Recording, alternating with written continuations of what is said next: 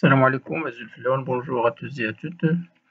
Euh, dans cette vidéo, je vais essayer de traiter la suite du cinquième chapitre et spécialement je vais essayer de traiter le cadre de la deuxième section, les contrats.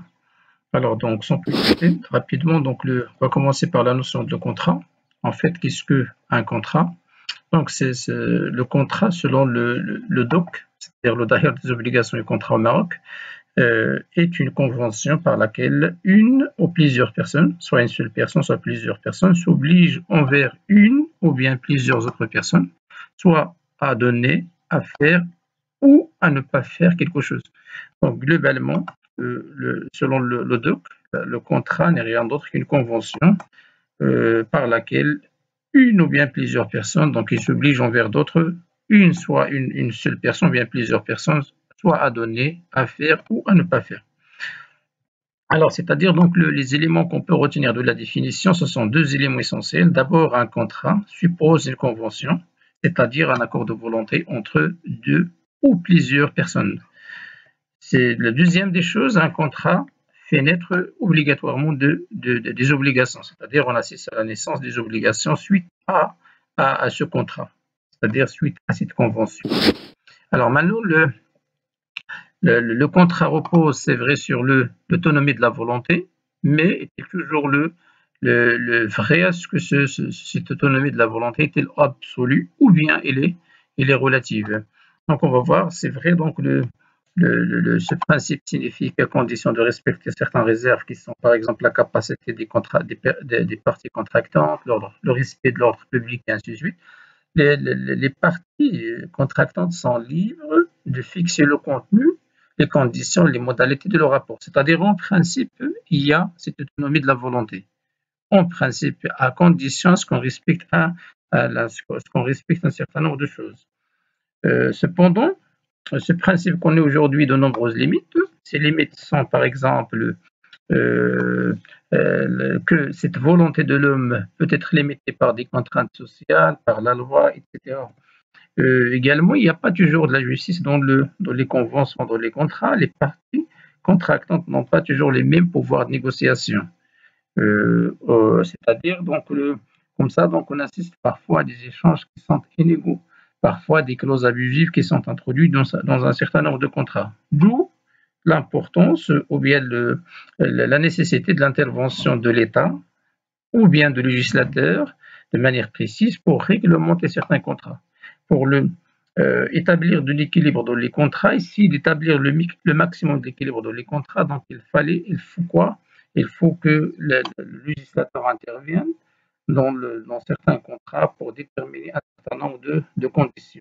Exemple, la fixation de SMIC, le contrat de travail entre l'employé et l'employeur, également la fixation de la durée de travail, et ce sont des exemples qui montrent comme quoi que le législateur il a un rôle à jouer pour rendre équilibre à un certain nombre de contrats.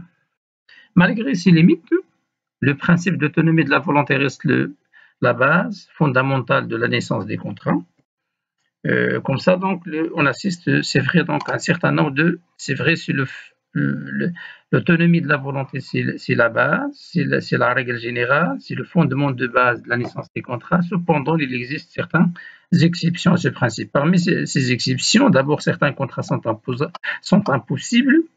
Elles sont interdites par la loi. Par exemple, les contrats qui portent sur la drogue, les contrats qui portent au Maroc sur l'achat des armes, l'armement, les stupéfiants, ainsi de suite. Puis, certains contrats sont obligatoires, contrat d'assurance, donc c'est-à-dire souscrire une assurance, quelque chose d'obligatoire pour un automobiliste au Maroc, par exemple. Voilà, donc dans d'autres contrats, la marge de l'autonomie dont disposent les parties contractantes se trouve réduite. Par quoi? Par le législateur qui détermine donc un certain nombre de seuils. Exemple, les heures de travail par jour, 8 heures par jour, comme étant la durée normale, à ne pas dépasser 10 heures avec les heures supplémentaires, 44 heures par semaine, 2288 par an, comme étant la durée normale, le salaire également, donc il faut respecter le minimum, c'est-à-dire le SMIC au Maroc ou bien le SMAG, le domaine agricole. Alors maintenant, quelles sont les différentes les différents types de contrats qu'on peut trouver, c'est-à-dire autrement, quelles sont les classifications qu'on peut faire donc au contrat. Alors donc pour ce faire, même chose, donc on va retenir donc un certain nombre de critères, ici presque 7 critères. Donc un contrat peut être classé en fonction de sa nature, en fonction des obligations qui sont nées de ce contrat, les avantages également que ce contrat produit, l'exactitude au nom des obligations au moment de la conclusion de le contrat, le moment de l'exécution, est-ce qu'on exécute immédiatement ou bien l'exécution s'étale sur plusieurs années, plusieurs mois, plusieurs jours. Peut-être également, donc parmi les critères, la possibilité de la négociation, est-ce que les parties, ce qu'ils se négocient avant de procéder à la signature finale, ou vers la fin, donc le rapport des contrats avec les tiers. Commençons par les deux premiers critères. Donc la nature donc, et les obligations. En fonction de la nature, on peut distinguer entre 3 types de contrats. D'abord, des contrats qui sont consensuels, c'est-à-dire sans formalité, il faut juste un accord simple entre les parties. On n'exige pas de remplir des formalités, c'est-à-dire il suffit de remplir des conditions de fond de le contrat, certes le consentement et l'accord entre les parties pour que le contrat soit valable, également pour conclure donc le contrat. Dans certains contrats, au contraire, on exige des formalités, de remplir un certain nombre de formalités. C'est pour cette raison parler de contrat solennel ou bien formel, parce que ça nécessite des formalités. Soit un acte authentique ou bien ce signe privé. On va revenir sur ça pour voir donc les contrats qui demandent normalement une authenticité de l'acte, ou bien d'autres dont on nous demande que donc une signature donc, entre les parties sans la présence d'un officier public. Puis, troisième cas, c'est le contrat réel, c'est-à-dire l'accomplissement de le contrat nécessite une remise d'un bien. Alors, donc, deuxième classification, en fonction des obligations, bien les engagements des parties, soit que le contrat ne produit des obligations que d'une seule partie et une autre, au contraire, il bénéficie. Donc, on parle de contrat unilatéral ou bien des contrats qui produisent des obligations réciproques de toutes les parties. Deuxième contrat, c'est le contrat multilatéral ou bien le synalagmatique. Un contrat bilatéral, c'est-à-dire qu'il suppose qu'il crée des obligations pour les deux parties. Si elles sont plusieurs, on parlait généralement de contrat synalagmatique. Voilà donc pour les deux premiers critères, pour les 3 critères suivants, donc les avantages, l'exactitude et le moment d'exécution. Au niveau de l'avantage, si le contrat crée les avantages pour les deux parties, on parlait d'un contrat, donc s'il ne crée l'avantage pour qu'une seule partie, on parlait de le contrat à titre gratuit. Exemple, le contrat de donation. Et il y a un donateur et un bénéficiaire. Donc l'avantage n'est créé que pour le bénéficiaire. Et au contraire, le contrat crée donc une obligation pour le donateur. Mais il y a des contrats qui sont à titre onéreux.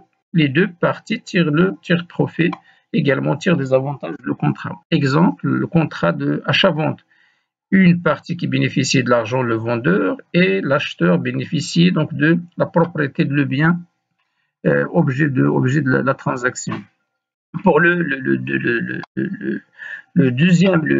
critère suivant, c'est-à-dire le quatrième critère, donc soit que le contrat est commutatif ou bien il est aléatoire. Commutatif, c'est-à-dire que les obligations sont exactes, sont précisées au début de le contrat. Aléatoire, normalement, les obligations ne sont que déterminables, ils ne sont pas déterminées au jour du contrat. Exemple, l'achat par exemple d'une récolte au début de la saison. Donc on achète normalement, donc quelqu'un qui achète une récolte, le pastèque par exemple, le moment au début donc de la saison. Donc on ne sait pas exactement la quantité que le champ ou bien la ferme en question donc, va produire vers la fin. Donc on achète, c'est maintenant l'obligation c'est-à-dire le propriétaire de l'exploitation qui produit le pastèque, donc ne connaît pas exactement la quantité qu'il va produire avec précision. Donc lorsque l'acheteur s'engage, donc il s'engage sur la base de quoi? Sur la base de le moment de la réalisation de le contrat et d'une manière aléatoire quant à la quantité et à la qualité du produit qu'il a acheté. Alors donc le moment d'exécution, soit que le contrat est à exécution instantanée, c'est-à-dire immédiatement on exécute. Lorsqu'on achète chez un épicier donc un produit, on achète par exemple un produit de la farine, par exemple, le sucre ou bien n'importe quel bien, donc on l'achète et on bénéficie de bien et on paye immédiatement. Sinon, parfois, il y a des contrats qui sont des contrats successifs. Par exemple, le contrat de travail, c'est un contrat successif. On travaille une période, on perçoit un salaire, par exemple, un jour, un mois, on perçoit un salaire et ainsi de suite. Puis, donc, pour les autres critères, la possibilité de la négociation. Alors, je reprends pour la possibilité de la négociation. Dans certains contrats, euh, ils sont gré à gré, c'est-à-dire les deux parties se négocient, procèdent à des négociations, c'est-à-dire les négociations précèdent de la conclusion de le contrat, et on se met d'accord, on négocie toutes les clauses du contrat, et vers la fin, donc on finit par adopter donc une version finale. Dans d'autres contrats, donc il n'y a pas ça, il n'y a pas cette possibilité de la négociation, on s'adhère au contrat. Exemple, les contrats d'assurance. Pour le premier cas, le contrat de gré à gré, par exemple, l'achat d'un bien. On étudie normalement, on essaie de négocier la quantité, négocier la qualité, négocier le prix, négocier le mode de paiement, donc et ainsi de suite. Pour l'assurance, on négocie pas, on ne négocie pas surtout le contenu de l'assurance, le contenu c'est-à-dire le contrat d'assurance. Ils sont déjà préétablis par la compagnie de l'assurance. Qu'est-ce qu'on fait si on accepte leurs offres, donc on signe. Alors le rapport avec les tiers, soit que le contrat est individuel, c'est-à-dire donc il ne concerne que les parties concernées, sinon donc il est collectif, c'est-à-dire donc un contrat dont bénéficie, qui concerne d'autres parties que celles qui ont signé le contrat. Par exemple, les conventions collectives, elles sont globalement signées donc par les représentants des salariés et les représentants des syndicats et les syndicats des propriétaires et pardon des employeurs. Puis oui, lorsqu'on applique, on applique sur tout un secteur par exemple, tout le secteur est concerné, tous les salariés sont concernés, toutes les entreprises doivent appliquer. Alors que certaines entreprises, certains salariés ne sont pas représentés, ne sont pas syndicalisés. Alors donc pour la classification, maintenant on va passer les éléments essentiels. Quelles sont les conditions qui font d'un contrat, qui conditionnent la validité d'un contrat. Quand est-ce qu'on dit que le contrat est valable et c'est-à-dire donc est rédigé et conclu valablement. Alors donc pour répondre, on va se référer à l'article 2 le Dahir des obligations et contrats. Selon cet article, les éléments nécessaires pour la validité des obligations qui dérivent d'une déclaration de volonté sont d'abord la capacité de s'obliger, c'est-à-dire la capacité juridique du contrat. Deuxième élément, la déclaration valable de volonté, c'est-à-dire le consentement des parties. Puis l'objet également, il faut qu'il soit un objet certain et entre dans le cadre de le commerce juridique. Puis, donc, comme quatrième condition, c'est une cause. La cause le contrat doit être licite. Voilà, donc c'est vrai, là, ce sont des conditions de fond, mais en plus de ces conditions-là, on rajoute donc d'autres conditions pour certains contrats qui sont des conditions de forme. Ainsi, globalement, on distingue entre des conditions de fond, d'autres qui sont de forme. Pour les conditions de fond, ce sont les quatre qui sont déterminées par l'article 2, consentement, capacité, objet, puis la cause. Pour la forme, il y a donc la forme l'écrit. Dans certains contrats, on exige l'écrit. Dans d'autres également, on exige en plus parfois de l'écrit, la publicité, de faire la publicité dans des journaux. Voilà, donc d'annonce légale. Alors, en cas de l'écrit, au Maroc maintenant, surtout dans le cadre de la loi 5305 et spécialement l'article 2-1, donc lorsqu'un écrit est exigé pour la validité d'un acte juridique, il peut être établi et conservé sous forme électronique dans les conditions prévues par c'est-à-dire donc maintenant la conservation et l'établissement des écrits électroniques sont reconnus également comme étant des pièces justificatives, comme étant une condition, l'accomplissement de la condition de forme d'un contrat. Alors, le non-respect de l'une de ces conditions emprunte la nullité de le contrat. Si une des conditions, aussi bien de fond que de forme, n'est pas respectée, donc il conduit, il débouche sur quoi? Donc il donne naissance à la nullité de le contrat. Alors, donc, on va revenir donc avec plus de détails à ces conditions. Le consentement des parties, par exemple, en quoi consiste? Un consentement, c'est de l'accord de volonté des deux parties contractantes. Cet accord donc, suppose deux cas possibles, soit que l'accord n'est pas précédé de discussion, de négociation, c'est-à-dire les deux parties ne sont pas procédées avant donc, à des négociations pour conclure le contrat, sinon l'accord est précédé par des discussions, des négociations préalables. Alors donc pour l'acceptation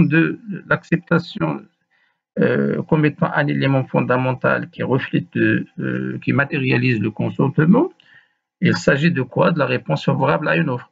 1. Le créancier présente une offre, le débiteur, c'est-à-dire donc il doit répondre d'une manière favorable à cette offre. Il va accepter. Donc l'acceptation peut être faite soit d'une manière expresse ou d'une manière implicite ou bien tacite. Alors expresse par écrit ou verbalement, donc on prononce que nous sommes d'accord donc sur l'offre. Sinon, tacitement par la présentation des signes signifiant que le destinataire donc, a accepté de l'offre. Par exemple, la main levée, il lève sa main, la tête hochée par exemple, et ainsi de suite. Ces indices signifient que la deuxième partie, donc, il a accepté l'offre de la première. Alors, donc maintenant, le consentement, c'est une condition essentielle, mais il faut qu'il ne soit pas vicié. Il faut qu'il ne comporte pas des vices. On va voir, donc pour qu'un contrat soit valable, il faut que le consentement soit libre, sincère et clair. C'est-à-dire à ce qu'il n'est pas vicié, à ce qu'il ne contient pas des vices. Alors ainsi, donc, il faut éviter les vices de consentement, le consentement, qui sont au nombre de 3. On va se référer à l'article 39 de Daher. Est annulable le consentement donné par erreur, surpris par le dol ou extorqué par violence. Donc ainsi, donc les vices sont l'erreur, le dol et la violence. Donc concernant l'erreur, l'article 40 il précise en cas d'erreur qu'elle donne droit à l'ouverture de la récession de l'obligation, c'est-à-dire donc à l'annulation de l'obligation lorsque elle est la cause unique ou bien principale ou lorsqu'elle est excusable. Donc là, dans ces deux cas, l'erreur peut donner le droit à l'ouverture de la récession de l'obligation et l'annulation de l'obligation. Alors donc les vices, je reprends les vices, ce sont de 3. Erreur, violence, dol. Maintenant, qu'est-ce qu'une erreur? L'erreur, c'est une représentation fausse de la réalité. Elle peut porter soit sur les personnes, soit sur les choses. Sur les choses, exemple, une marchandise non conforme à la commande. Quelqu'un qui a demandé donc une marchandise avec des caractéristiques bien déterminées, mais il a reçu donc une autre marchandise qui est différente, alors que au moment de l'achat ou bien au moment de la transaction, le vendeur donc il a accepté bien évidemment les conditions ou bien même les caractéristiques, il est d'accord sur les caractéristiques demandées par l'acheteur. Donc là, il y a une erreur. Achat d'un fautable, par exemple, d'art, et on présente par exemple un tableau comme étant la création d'un auteur connu, d'un auteur de renommée, mais lorsqu'on achète et on vérifie, lorsqu'on demande à un expert de vérifier, donc on peut se rendre compte que ce n'est pas la création de la personne qu'on a présentée au début. Maintenant, pour les personnes, embaucher par exemple une personne malhonnête pour s'occuper de la comptabilité de l'entreprise, c'est une erreur pour l'entreprise. Pourquoi? Parce qu'au jour de l'entretien, au jour de le recrutement, donc c'est difficile de connaître à quel point la personne est honnête ou il n'est pas honnête. Mais une fois qu'on trouve quoi que la personne est malhonnête, donc c'est une raison de dire que le consentement donné par l'entreprise il est erroné. Donc, il y a une erreur de consentement, ce qui donne droit à l'employeur de virer, de licencier ce salarié et considérer ainsi donc, ce licenciement comme étant légal. Maintenant, la violence, en fait, c'est quoi? C'est une contrainte soit physique, soit morale. Une contrainte physique, frappe ou morale menace par exemple de révéler des secrets, exercée sur une personne. Pourquoi? Pour l'amener à donner son consentement et à signer un contrat. Donc là, c'est un consentement donné sur quoi se pression, se violence, sous normalement voilà, sous une pression soit physique, soit morale. Donc là également, c'est un consentement qui est vicié. Voilà, donc puis on va finir par le dol. Qu'est-ce que le dol? C'est presque là, est très proche de l'erreur, sauf que dans le dol, toujours, donc il y a une manœuvre frauduleuse, soit des mensonges, des tromperies, khida ou l'nas ou l'ihtiyal. Toutes ces pratiques, cette manœuvre, donc, vise à quoi? À amener une personne à signer un contrat. Voilà, donc voilà, l'article 43 précise encore une fois donc concernant l'erreur. S'il s'agit d'une simple erreur de calcul, là, donc cette erreur ne donne pas droit à la résolution. Le contrat, mais doivent être rectifiés. Si, par exemple, entre un acheteur et un vendeur, l'acheteur il se rendait compte que le vendeur il a commis une erreur dans le montant. Il a calculé un montant, donc et l'acheteur a payé donc un montant supérieur à celui qu'il aurait dû payer. Donc, faute de quoi? Faute d'une erreur dans les calculs. Donc, il doit demander juste la rectification de ça à son vendeur. Et bien évidemment, donc généralement le vendeur, donc il doit rembourser l'écart. Alors, maintenant, le deuxième élément, c'est la capacité juridique. Pour qu'un contrat soit valable, il faut que les parties contractantes disposent de la capacité juridique, c'est-à-dire l'aptitude d'être titulaire de droit, c'est-à-dire la capacité de jouissance,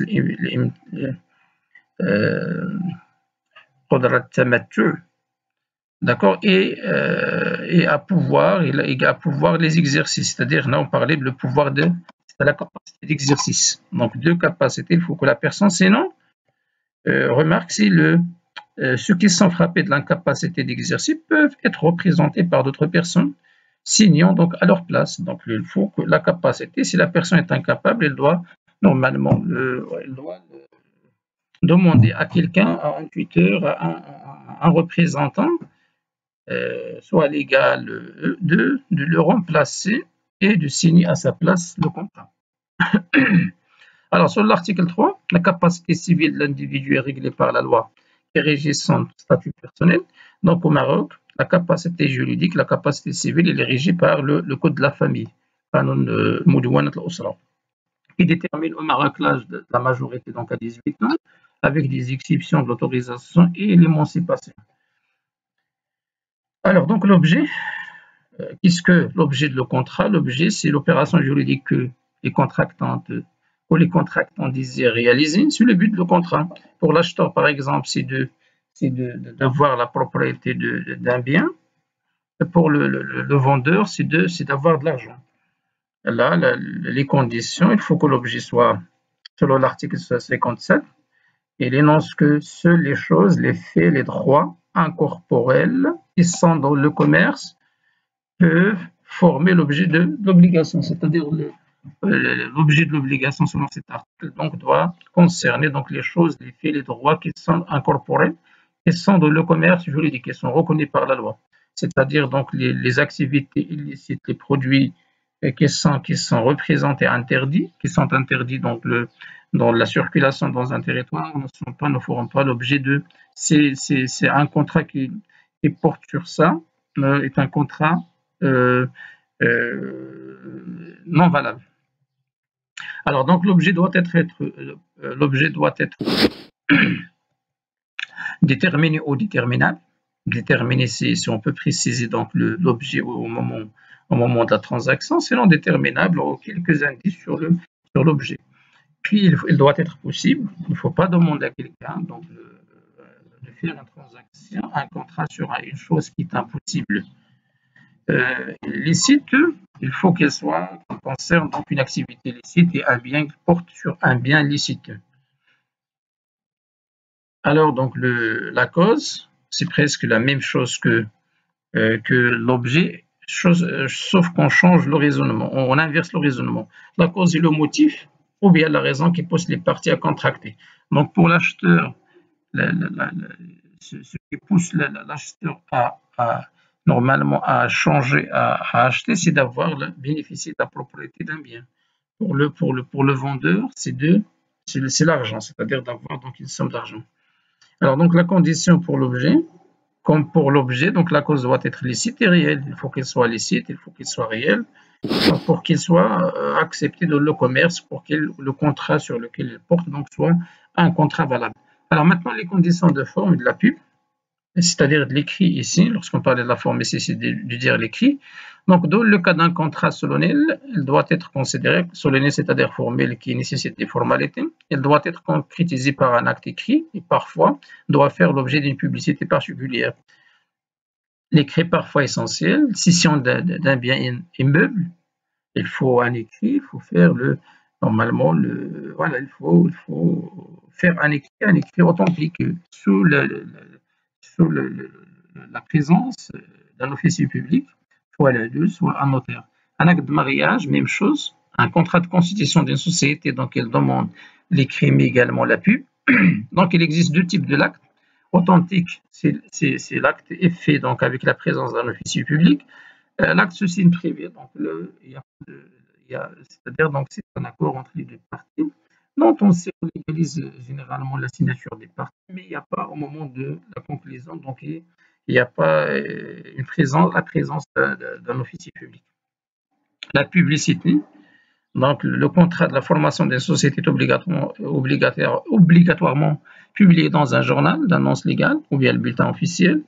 La création des sociétés doit être bien évidemment faite, ce contrat doit être publié dans un journal d'annonce légale.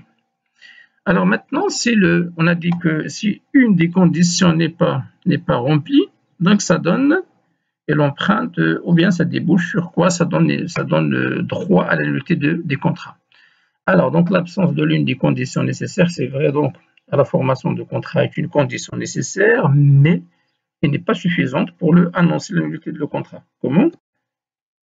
Donc pour que l'obligation contractuelle soit détruite, il faut d'abord soit que le juge donc constate la nullité à la demande des parties, une des parties demande la nullité de le contrat et le juge donc après tout un processus donc il prononce un jugement donc dont il déclare la nullité de le contrat. Sinon les parties, soit que les parties renoncent aux obligations nées de contrat. Elles se mettent d'accord de renoncer, chacune des parties donc, a une obligation qui est ou bien aux obligations qui sont nées de contrat. On distingue dans la nullité de forme, la nullité soit qu'elle est relative, soit absolue. Donc le relatif, ça concerne, elles sanctionnent généralement un vice de consentement, erreur, dol, violence, ou bien un contrat conclu par un incapable, soit le vice de consentement, soit, c'est-à-dire généralement ça concerne les conditions de fond, spécialement le consentement et l'incapacité. Alors donc la personne, ce qui est relatif, c'est-à-dire pourquoi il est relatif, parce que la personne que la loi entend protéger, ou bien son représentant, c'est-à-dire les parties concernées par le contrat, ils peuvent intenter une action en nullité relative. C'est-à-dire celui qui a droit de saisir le tribunal et de demander le juge donc de déclarer la nullité. Donc c'est l'une des parties, la partie qui se trouve lésée dans ce contrat. Alors que pour la nullité absolue, donc il sanctionne une transgression à l'ordre public et aux bonnes mœurs, soit l'objet ou bien la cause du contrat elle est immorale ou bien illicite. Donc là, c'est vrai, donc mais également la nullité absolue, donc sanction aussi l'absence de consentement, l'absence d'objet, de cause ou de forme pour les contrats solennels. Donc on peut rajouter à ça également ces causes. Maintenant, qui a droit de demander d'intenter une action pour déclarer la nullité de le contrat d'une manière absolue. Donc peut être invoqué par toute personne ayant intérêt à annuler ce contrat et à résilier ce contrat, donc il peut intenter l'action en justice. Donc les parties elles-mêmes, les tiers, le procureur général du roi, donc il a également droit d'intenter une action. Lorsqu'elle porte sur quoi? Sur un bien illicite, ou bien donc lorsque son objet concerne quelque chose d'immoral et d'illicite. Maintenant, quels sont les effets produits par la nullité? Pardon. Alors, donc, la nullité produit après avoir été constatée par le juge. Donc, la nullité produit des effets suivants. D'abord, l'application du principe de la rétroactivité, caractère d'une loi qui produit des effets sur le passé. C'est-à-dire que l'acte annulé, donc, il est censé n'avoir jamais existé. C'est-à-dire, donc, on considère une fois que la nullité donc, est déclarée et constatée, donc, on considère comme si jamais le contrat n'existe. Donc, il faut établir normalement, il faut rétablir la situation de départ. C'est-à-dire, normalement, il faut que chacune des parties, donc, renonce à ses